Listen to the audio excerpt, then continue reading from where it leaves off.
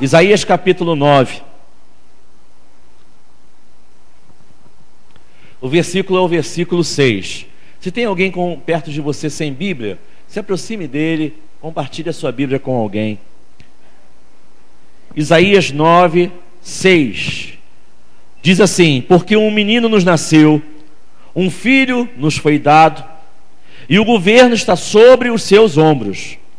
Ele será chamado Maravilhoso Conselheiro, é junto, Maravilhoso Conselheiro, Deus Poderoso, Pai Eterno e Príncipe da Paz.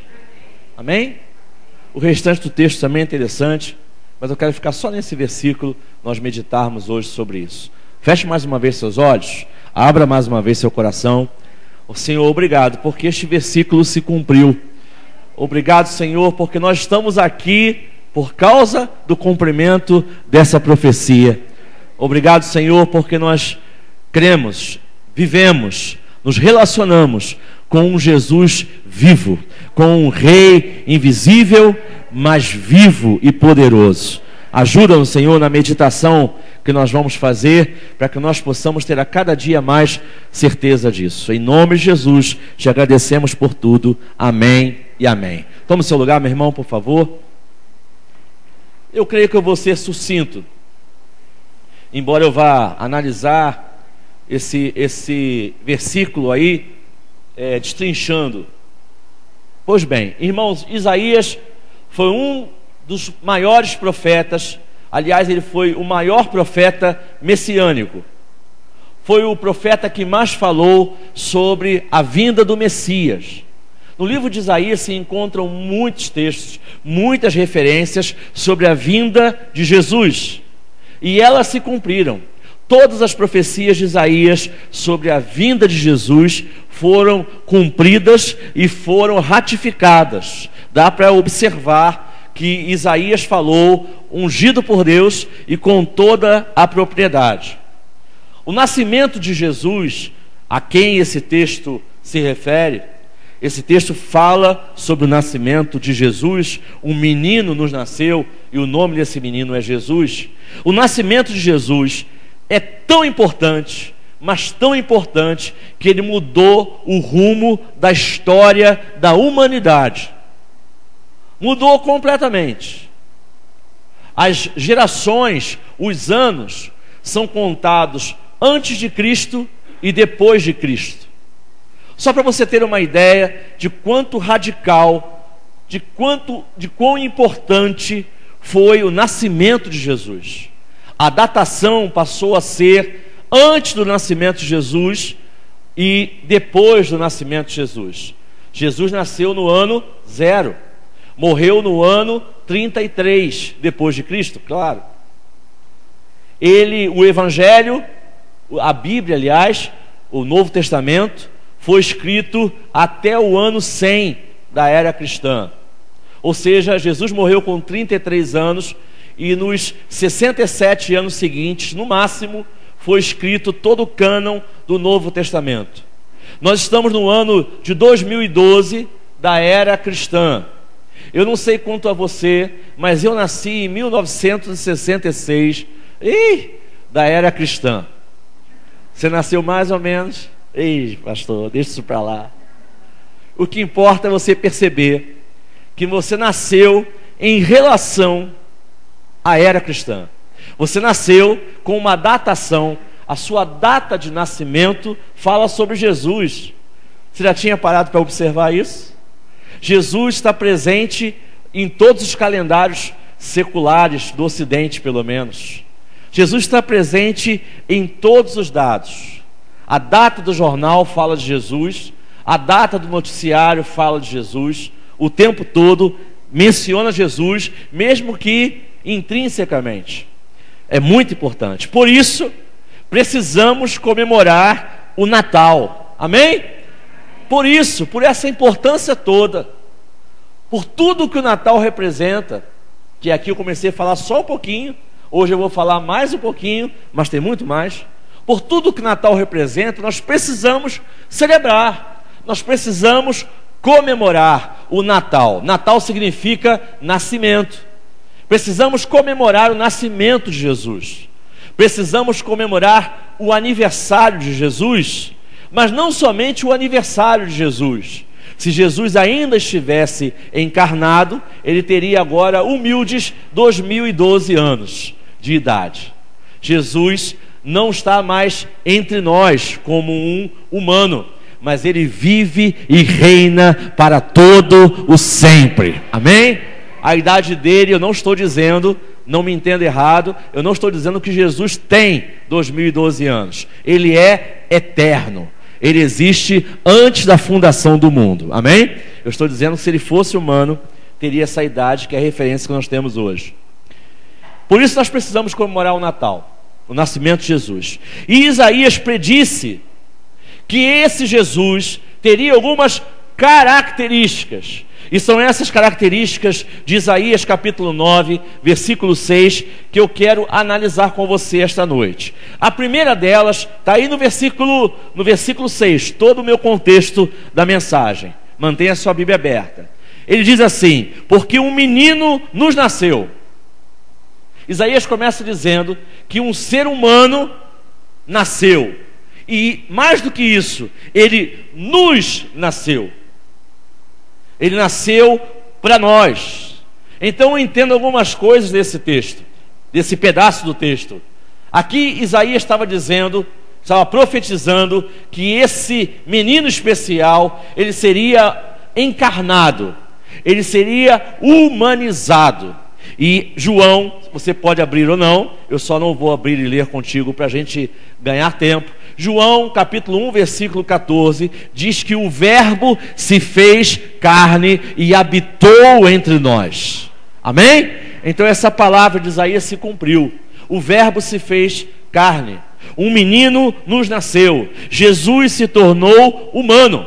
Deus se encarnou.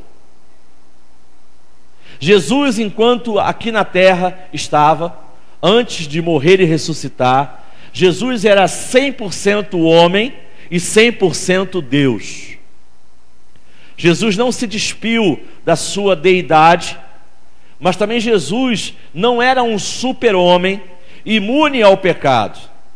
Jesus, enquanto humano, enquanto 100% humano, como diz a teologia, ele poderia ter a chance de pecar, mas ele não pecou, para nos dar um exemplo de que é possível viver essa vida num estado de humanidade, mas também num estado de santidade. E quantos entendem isso, digam aleluia aí.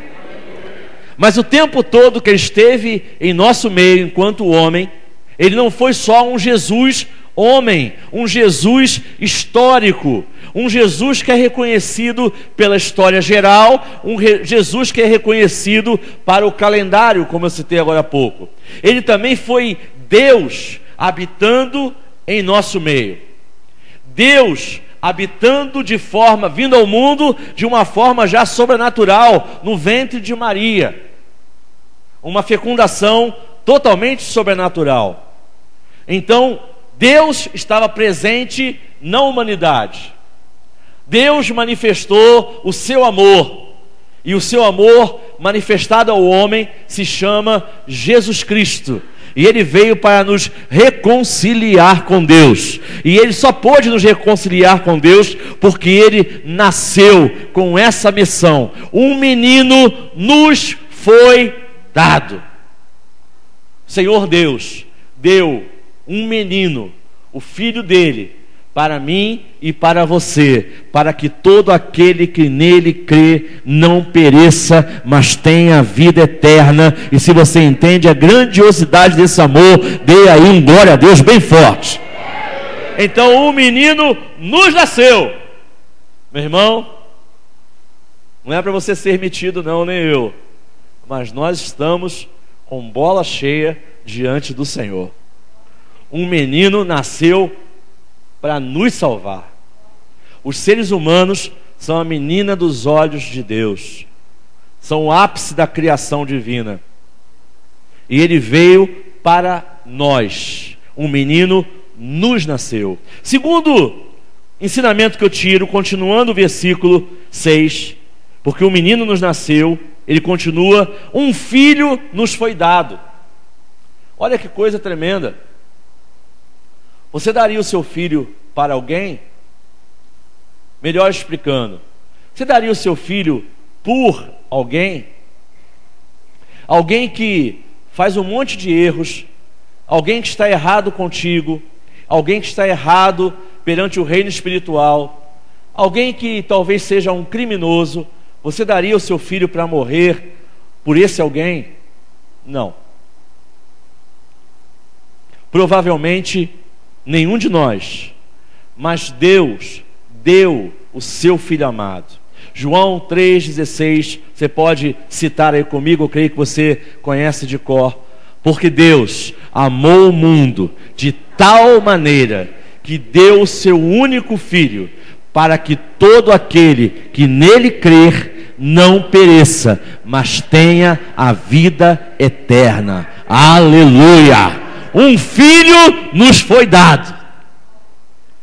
Deus escolheu o que é de maior valor para ele, um filho, e deu esse filho a nós, por nós.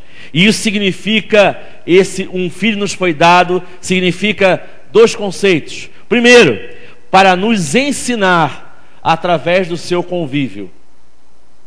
Irmãos, o ministério de Jesus durou, dizem os estudiosos, praticamente 3 anos e meio. Durante esses 3 anos e meio, foi produzida aqui na terra uma sabedoria, foi produzido um alicerce espiritual, foi produzida uma bibliografia, foi produzido frases, textos, pregações, versos, parábolas, que desde o ano 33 até hoje, e até quando esse mesmo menino, já agora homem, já então Rei dos reis, Senhor dos senhores, até quando ele voltar, estas palavras escritas, deduzidas, escritas, relatadas em 3 anos e meio, até lá, essas palavras são vida e vida em abundância, poderosas para colocar em libertação os cativos, poderosas para transformar o coração de homens e mulheres.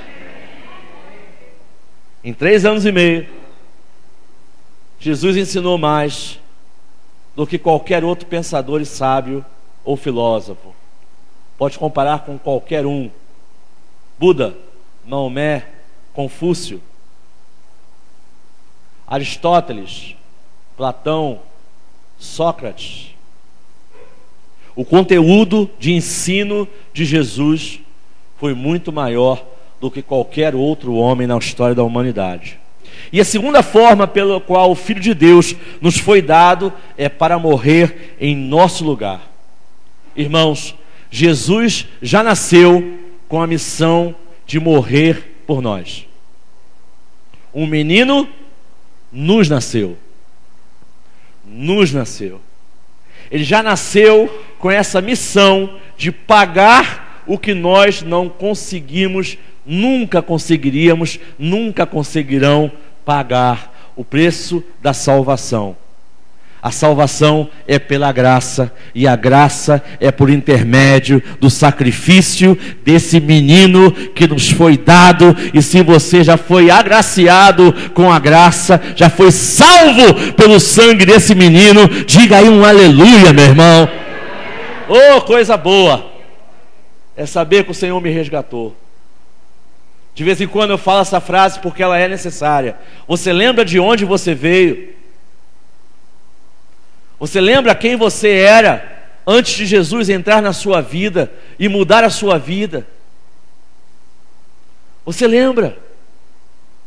É importante você lembrar, não para se martirizar, mas para glorificar a Deus, porque só Ele pôde fazer coisas na vida do Antônio, e eu calculo que na sua vida, só o Senhor pode operar coisas e pode operar coisas sobrenaturais, coisas que nós não temos capacidade de mudar, mas o Senhor, através do Espírito Santo de Deus, operou e continua operando em nossas vidas. Aleluia. Um menino nos foi dado. Terceira coisa que eu aprendo é que o governo está sobre os seus ombros. Isaías 9:6 diz isso. Um menino nos nasceu, um filho nos foi dado, e o governo está sobre os seus ombros. O que é o governo? É a autoridade. O que é o governo? É quem manda. E aqui eu queria desfazer muitas vezes um mal entendido entre os crentes, entre os cristãos. A Bíblia diz que o mundo jaz no maligno. E aí passa-se a impressão de que o maligno tem todo o poder sobre o mundo, de que o maligno governa, de que o diabo governa o mundo como um todo. E isso é uma ilusão, provocada exatamente pelo maligno. Não, meus irmãos, eu tenho aqui 2 textos que eu queria ler com você. Vamos lá, rapidinho? 1 João, lá no final da sua Bíblia, capítulo 5, versículos 18 e 19. Esse nós temos que ler. 1 João, capítulo 5, versos 18 e 19. Você está ligadinho aí? Dê um glória a Deus. 1 João 5, 18.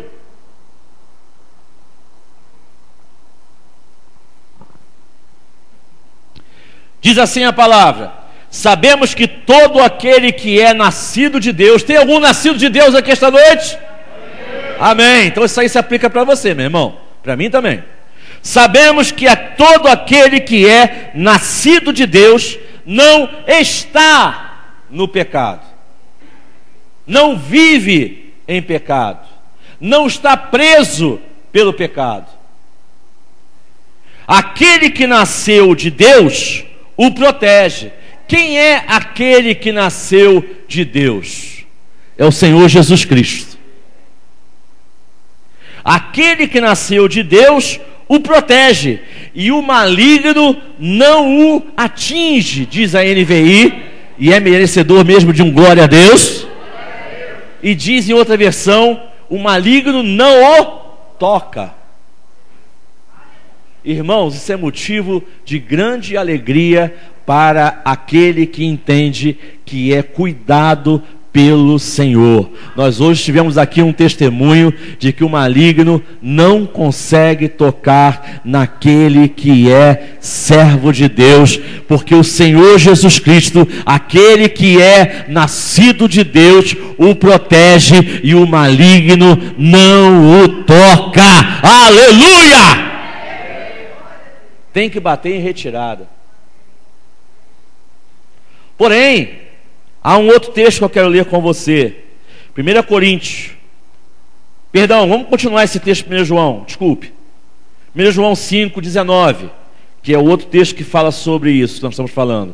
Sabemos que somos de Deus, e de que o mundo todo está sob o poder do maligno.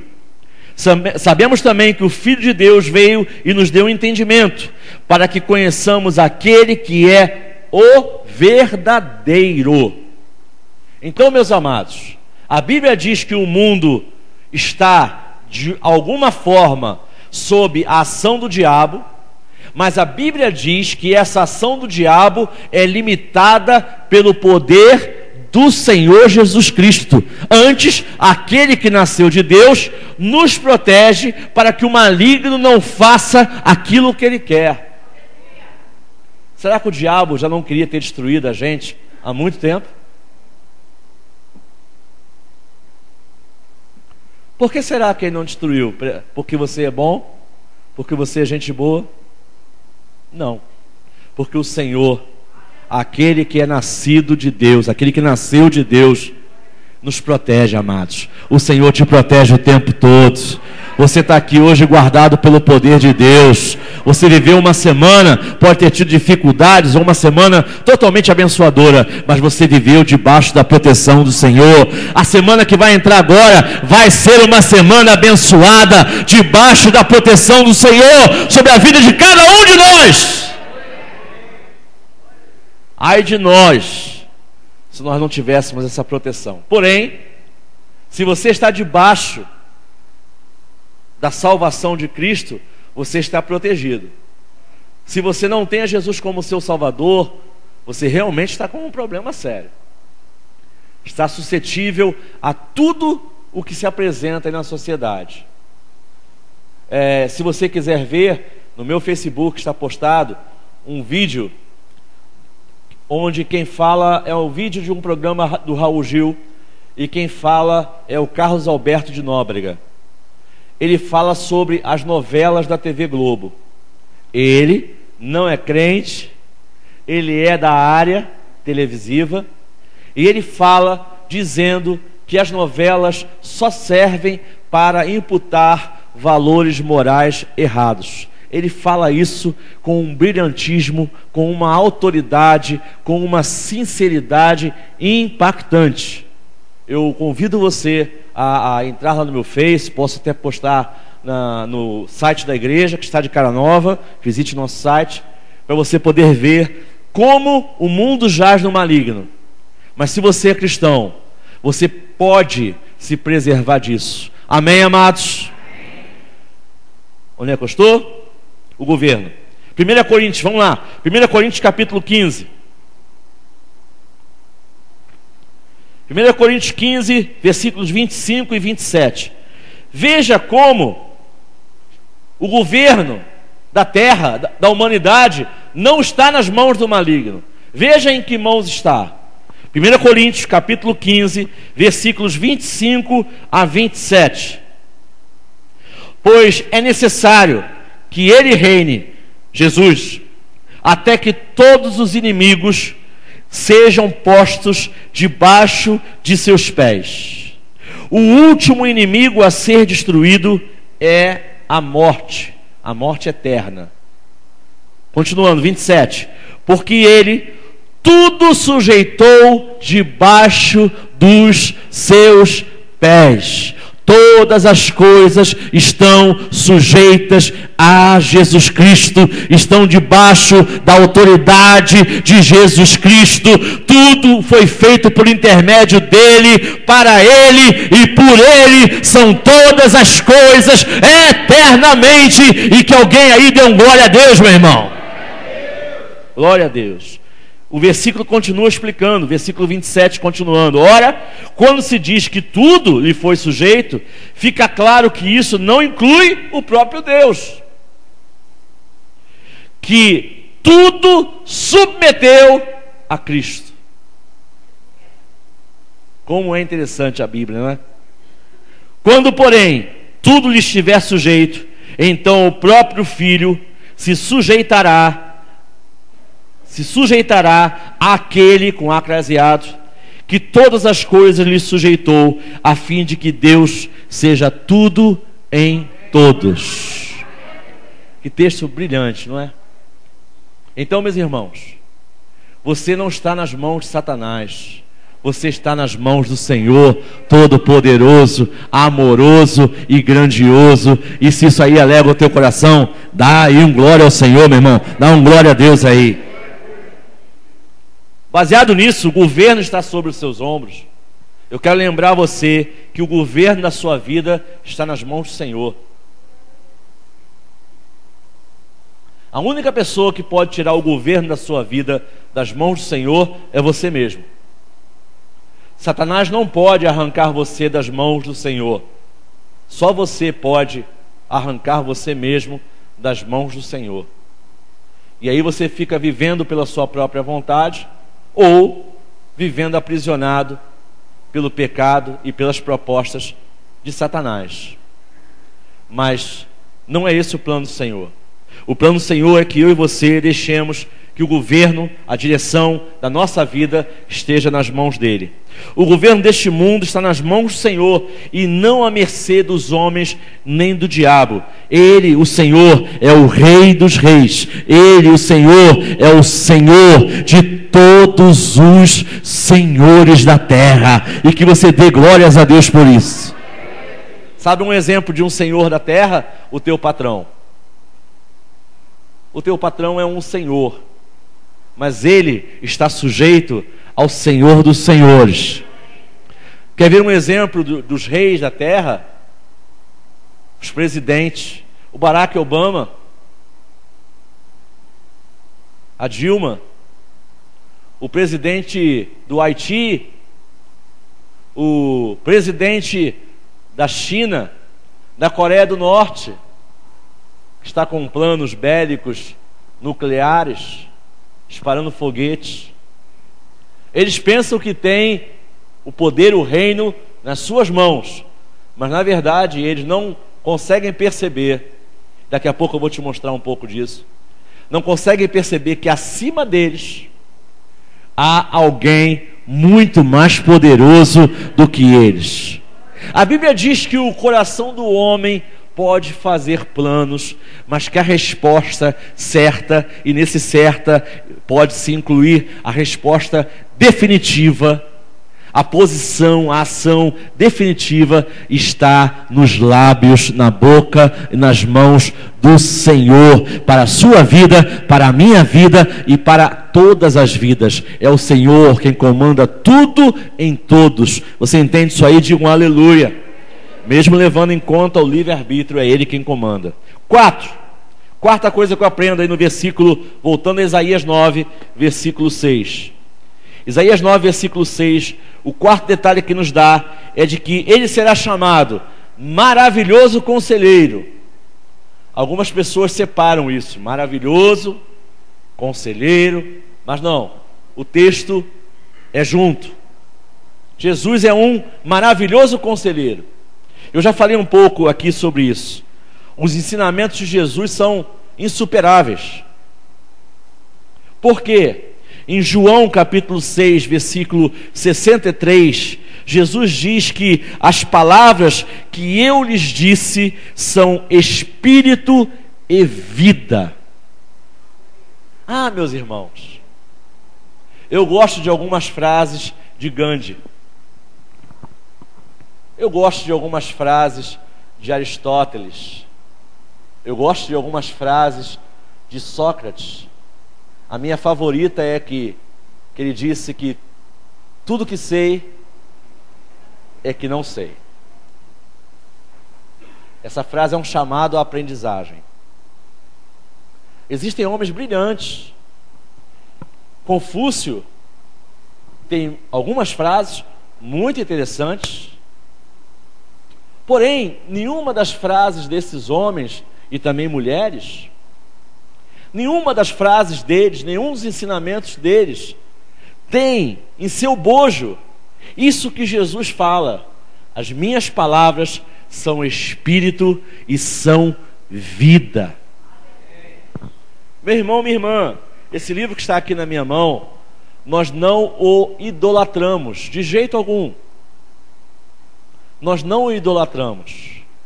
Mas esse livro contém palavras que já mudaram a vida de muita gente e que continuam e continuarão mudando a vida de muitas e muitas pessoas. Esse livro aqui tem o poder de mudar você e mudar a mim um pouquinho a cada dia. Um pouquinho a cada dia. A Bíblia tem resposta para todos os seus anseios e todas as suas perguntas. É só você procurar nela. Todas. É um livro completo. A Bíblia tem sempre um conselho para você. Por isso é que Jesus, que nos deixou esse legado chamado Bíblia, O Novo Testamento, que é gerado a partir da vinda de Jesus, é chamado de maravilhoso conselheiro, porque os conselhos dele estão perto de você, ainda hoje, e sempre que você abrir a Bíblia para lê-la com o seu coração disposto a aprender, o Senhor estará do seu lado, do lado da Bíblia, para ajudar você a entendê-la e a praticá-la. A Bíblia é o único livro cujo autor está presente na hora que você o lê. É o único. Não há mais nenhum outro. Jorge Amado não está. Sidney Sheldon não está. Paulo Coelho não está. Nenhum está. Mas o autor da Bíblia está presente quando você lê. Amém? Quinto, 9:6 de Isaías: ele será chamado maravilhoso conselheiro, Deus poderoso. Diga comigo: nosso Deus, o meu Deus é poderoso. Aleluia! Nosso Deus não está de braços cruzados. Nosso Deus não está à parte de tudo que está acontecendo na sua vida. Nosso Deus não está alheio a tudo que está acontecendo na humanidade. Existe uma teologia, uma doutrina, entrando agora, eu estava falando sobre isso hoje, entrando agora nos seminários e nas faculdades de teologia, chamada liberalismo teológico. Também é conhecida como teísmo aberto. É algo recente. Nas igrejas, poucas igrejas abordam esse tema. Aqui no Rio eu só conheço uma, em São Paulo tem mais. Mas essa doutrina está na academia, está nos seminários e nas faculdades de teologia, ganhando uma proporção muito grande. Essa teologia diz que Deus é um ser passivo. Eles não são teístas com T, nós somos teístas. Nós cremos num Deus que age. Você crê num Deus que age? Amém. Amém. Então nós somos classificados como teístas. Porém, eles são deístas, com D de dado, deístas. Que significa o seguinte: eles pensam que Deus criou todo o universo, criou o homem e deixou ao Deus dará. Deixou o mundo à sua própria sorte. Eles pensam que Deus está de braços cruzados. E eles pensam isso fundamentando a sua razão filosófica, porque não há razão bíblica, fundamentando a sua razão filosófica em função das catástrofes. Por que Deus não impediu aquelas enchentes na Ásia? Por que Deus permitiu que o Morro do Bumba desabasse? Por que Deus permitiu, se Deus é ativo e é poderoso, por que Deus permitiu que em Nova Friburgo e Teresópolis, naquele ano, não sei se foi ano passado ou ano retrasado, acontecessem tantas tragédias? A partir desse tipo de raciocínio, eles então afirmam que Deus está de braços cruzados. Não, Deus não está de braços cruzados. A Bíblia diz que o Deus a quem eu sirvo e quem a você serve, Ele não dorme, velando pelas nossas almas. O Senhor está atento, e mais do que isso, Ele está atento o tempo todo nas nossas vidas e no que acontece ao redor de cada um de nós. Por que algumas coisas ruins acontecem a pessoas boas? São respostas que nós não temos. Um dia, quando a gente chegar no céu, a gente senta, toma um cafezinho e aí conversa isso com o Senhor. Come um brigadeirão. Não espere ter todas as respostas, porque você não as terá. Você criará sofismas, hipóteses, mas não as terá. Nosso Deus não é passivo. Nosso Deus não foi poderoso e perdeu o poder. O Senhor é o mesmo ontem, hoje e o será eternamente. Amém, amados? Nosso Deus age, interfere. Nós somos protegidos pelo Senhor. E hoje, Melhor ainda, nós temos aqui um testemunho de que Deus agiu, de que Deus interviu, de que Deus ainda age, de que Deus te ama, meu irmão, que Deus cuida de você. Volto a lembrar aqui, quantos livramentos que você já teve, que você viu. Pastor, 10. Pastor, 100. Eu sou muito atento. Eu vi 100 livramentos no último ano. Não se compara ao número de livramentos que Deus te deu e que você não viu. O Senhor te protegeu de muito mais coisas do que você e eu podemos ter percebido, porque o Senhor é bom, a sua misericórdia dura para sempre. Aleluia! Vamos aplaudir o Deus que nos protege? Aleluia! Acelerando aqui um pouco, Isaías capítulo 9, versículo 6 diz que Ele é o nosso Pai eterno, Deus poderoso, Pai da eternidade, é o Pai eterno. E esse Pai eterno tem dois sentidos. Primeiro, porque Deus nos trata como filhos. Você é um filho de Deus, você não é um qualquer.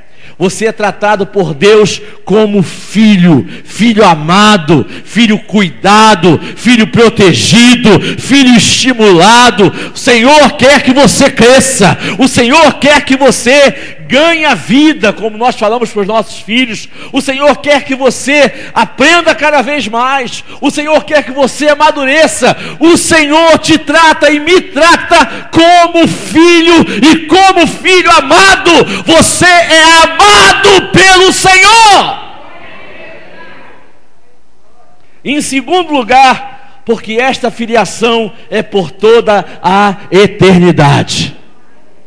Meu amado, minha amada, jubile-se no Senhor, porque nós não somos filhos de Deus somente enquanto estamos nesta terra. Nós somos filhos de Deus para toda a eternidade. Quando você for chamado pelo Senhor, ou se o Senhor vier antes e nos chamar a todos juntos, você tem um destino. Você vai para a casa do Pai. E Jesus disse que na casa do Pai há muitas moradas, e lá tem um lugar para mim, e lá tem um lugar para você. E se você glorifica a Deus por causa da morada já preparada pelo Senhor para ti, dê um glória a Deus aí, meu irmão. Alguém que está com pressa de ir para a casa do Pai, diga amém. Eu não estou não. Mas a hora que o Senhor me chamar, eu vou de bom grado. Amém. Sétimo e último, príncipe da paz. O texto diz que Jesus seria chamado, o menino seria chamado príncipe da paz. Por quê? Primeiro, porque Jesus dá uma paz que ninguém dá. Cá para nós, não sei se você já viveu essa experiência, eu creio que sim. Os teus colegas de trabalho, os teus familiares, os teus vizinhos que não são crentes, de vez em quando ficam assustados com você, não ficam? Mas como é que pode ela estar sendo afrontada assim? Ela está passando por essa situação. Fulano está desempregado, cicrano está doente, e mesmo assim ter essa paz. Como pode? Eu fui visitar um crente no hospital, e em vez de eu consolar ele, de eu consolá-lo, ele é quem me consolou. Por quê, meu irmão? Porque Jesus dá uma paz que excede a todo entendimento humano. Não dá para entender não, só dá para desfrutar, e desfrutar da paz de Jesus é uma delícia. Príncipe da paz, Ele é capaz de dar paz nos momentos mais difíceis da sua vida. Talvez Ele não mude imediatamente a circunstância da sua vida, mas Ele te dá paz para você esperar vencer as circunstâncias. Ele está contigo. Se você crê, diga amém. Ele é príncipe da paz, porque ele consegue entrar em lugares da alma que ninguém mais entra. Jesus, através do Espírito Santo, ele consegue atingir pontos da nossa alma, das nossas emoções, das nossas memórias, dos nossos sentimentos, que ninguém mais alcança. Por mais que uma psicóloga seja brilhante, por mais que um médico das emoções, um psiquiatra seja maravilhoso, ele não tem um medicamento que alcance certos pontos, ou que alcance o sentimento. Ele tem como inibir, ele tem como frear, ele tem como estimular, mas ele não tem como atingir. A psicologia tem ferramentas maravilhosas, e eu recomendo a você, quando indicarem a você, se indicarem a você, que você procure um psicólogo, que você o procure, porque nem todo mundo que está numa clínica psicológica é doente. A psicologia não é só para os doentes da alma, é também para os doentes da alma. E pior do que ser doente da alma é não se tratar por puro preconceito. A psicologia é uma ferramenta de Deus, quando usada por uma pessoa séria, é uma ferramenta de Deus para ajudar a gente a sair de muitos buracos da vida.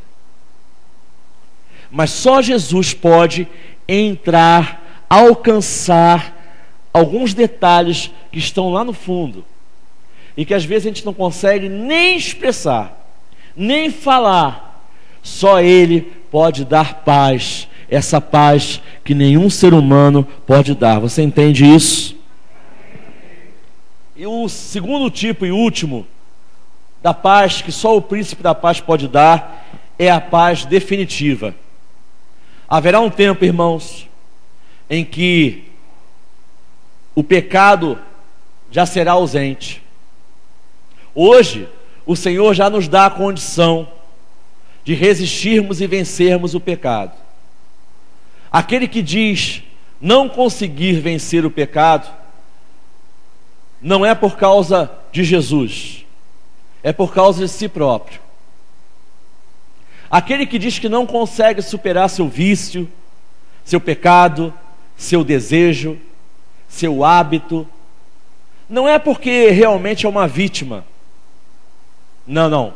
Ele justifica-se como sendo vítima, mas na verdade ele é vítima de si mesmo. Então não merece que você tenha pena, mas merece que a gente o ajude a descobrir-se a si próprio, a não negar o que a sua própria vida demonstra, de que ele precisa encarar a realidade de que precisa mudar, de que ele pode vencer o pecado. A Bíblia diz que o pecado já não terá domínio sobre nós. Então, se alguém é dominado pelo pecado, não é por falta da bênção do Senhor Jesus, é por causa das nossas próprias cobiças, concupiscências da carne. Mas haverá um tempo em que o pecado não mais existirá, a morte não mais existirá, e esse tempo se chama vida eterna.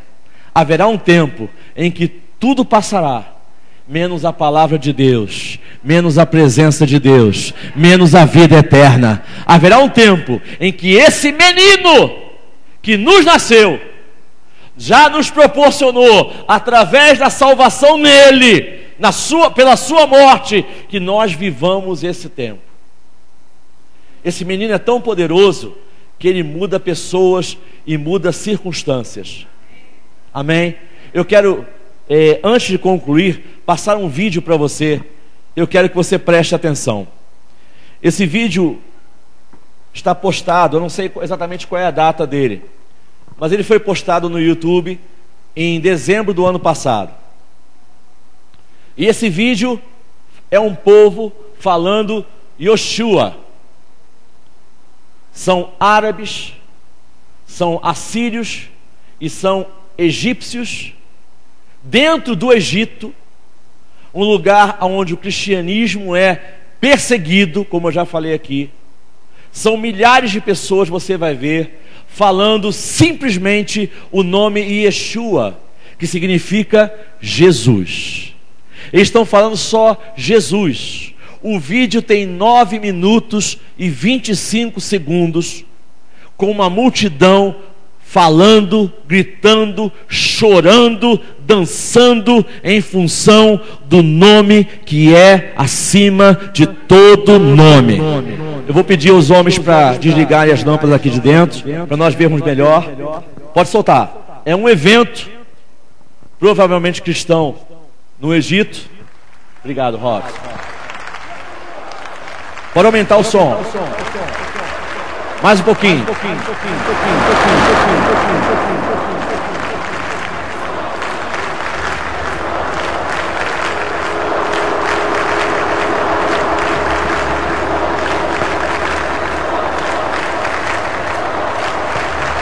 Veja a gente chorando.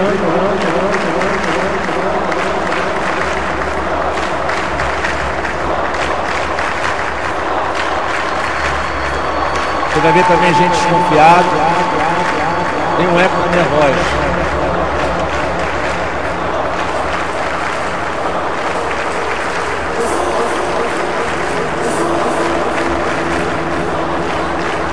O eco também está no vídeo.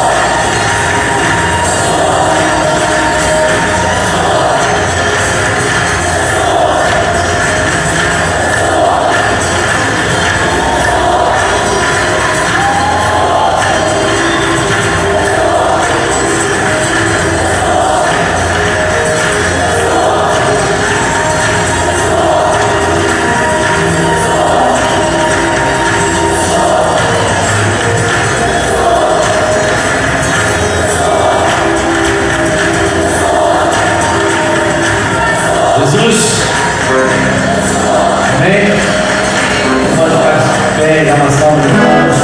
Em nome de Jesus.